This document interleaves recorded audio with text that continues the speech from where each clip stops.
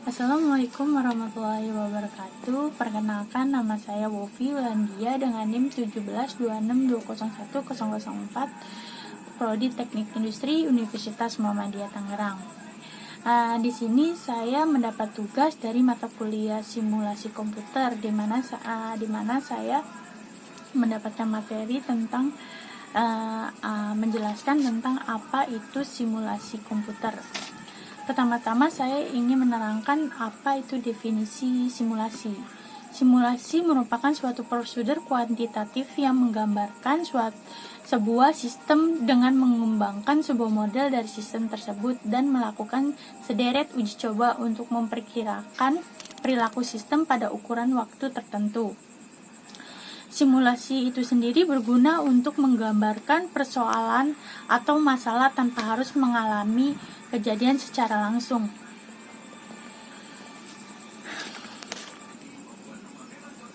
Selanjutnya, klasifikasi simulasi dalam tiga dimensi, yaitu yang pertama simulasi statik dan dinamik. Model statik merupakan representasi sistem pada waktu tertentu. Contohnya yaitu model Monte Carlo. Yang kedua, model dinamik merupakan merepresentasikan sistem dalam perubahan terhadap waktu. Contohnya yaitu model sistem conveyor yang ada di pabrik. Dan yang selanjutnya itu model simulasi deterministik versus stokastik. Model deterministik merupakan tidak memiliki komponen probabilistik atau bersifat random. Dan model stokastik memiliki komponen input random dan menghasilkan output yang random pula.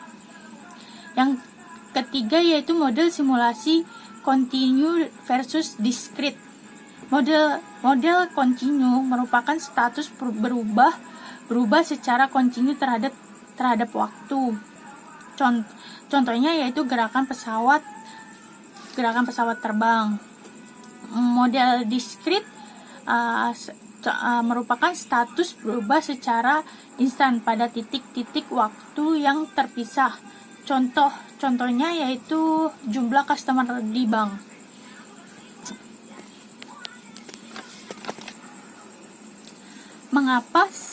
Mengapa simulasi itu diperlukan? Simulasi adalah satu-satunya cara yang dapat digunakan untuk mengatasi masalah. Jika sistem nyata sulit diamati secara langsung, contohnya yaitu jalur penerbangan pesawat ruang angkasa atau satelit.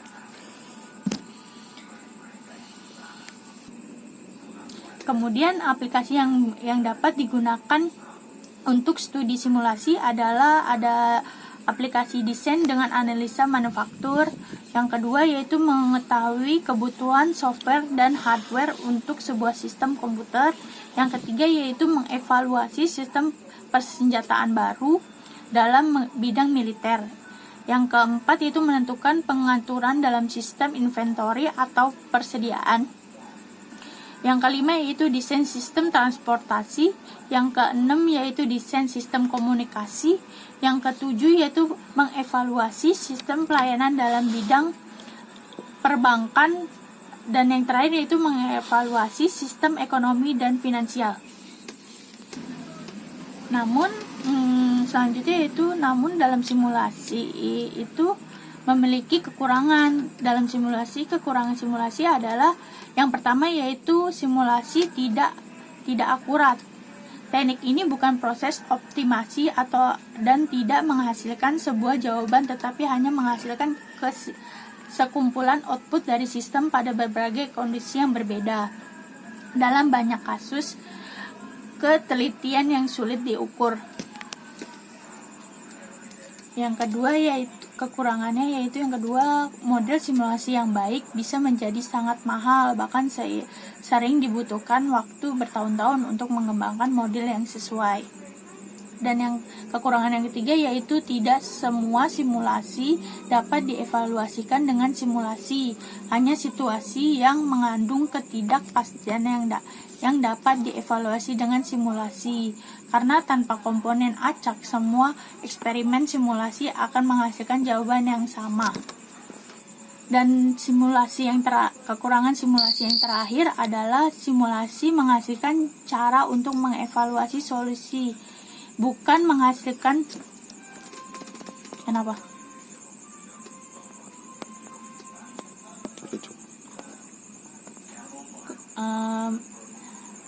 menghasilkan cara untuk memecahkan masalah. Jadi sebelumnya perlu diketahui terlebih dahulu solusi atau pendekatan solusi yang akan diuji. Kemudian selanjutnya dari kekurangan, adapun keuntungan dari simulasi. Keuntungan dari simulasi yang pertama yaitu simulasi merupakan pemilihan yang tepat. Simulasi memungkinkan kita menguji setiap aspek dari perubahan yang diinginkan tanpa menempatkan objek yang dipelajari pada posisi yang dimaksud. Keuntungan yang kedua yaitu pengaturan waktu. Dalam simulasi kita dapat mengatur waktu, yaitu mempercepat atau memperlambat suatu proses yang memungkinkan kita mengamati secara keseluruhan. Dan keuntungan yang ketiga yaitu dapat mencari penyebabnya. Melalui simulasi kita dapat melihat mengapa suatu fenomena muncul, mengapa suatu proses tidak berjalan sebagaimana mestinya. Kemudian keuntungan yang keempat yaitu mengeksplorasi kemungkinan dengan mengatur nilai-nilai dalam simulasi. Dapat mempelajari atau mengeksplorasi kemungkinan pengembangan tanpa banyak mengeluarkan biaya. Kemudian keuntungan yang terakhir yaitu pemahaman sistem. Simulasi memungkinkan kita memiliki pemahaman yang lebih baik tentang hubungan antara variabel yang mempengaruhi suatu sistem, yang lebih baik tentang antara variabel yang mempengaruhi suatu sistem yang kompleks. Begitulah sedikit penjelasan tentang simulasi komputer. Kurang lebihnya mohon maaf. Wassalamualaikum warahmatullahi wabarakatuh.